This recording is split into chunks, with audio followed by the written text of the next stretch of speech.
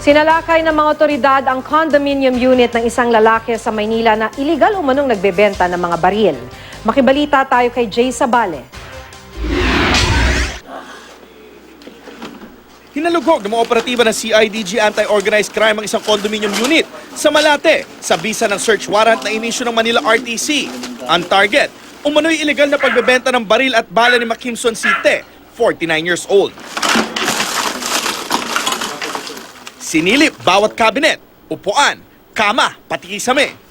Base sa investigasyon, may M16 rifle ang suspect na pasuna ang lisensya noon pang 2010.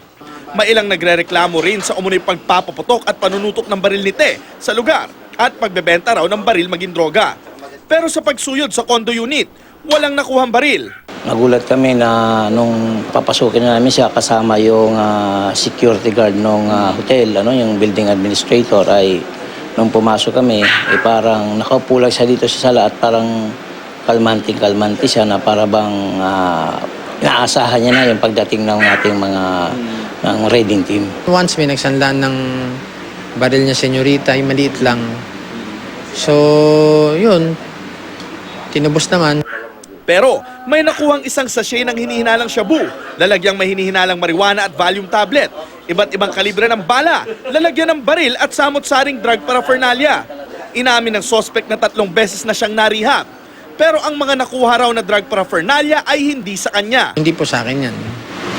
Kanino po yung mga yan? Yan po ang mga dalan na dala nila rito. Ninakawan daw ako ng 12,000, tulog ako eh. Duda ng CIDG na kapag handa sa kanilang pagdating si Te. Pero dinala pa rin nila sa Camp Crame si Te para sumailalim sa mas malalim na investigasyon. Inaaral na rin ang mga kasong pwede niyang kaharapin. Naniniwala kong kabahagi siya o miyembro siya ng isang malaking grupo na maaaring sangkot sa droga o sa iba pang criminal activity. Jay Sabale, GMA News.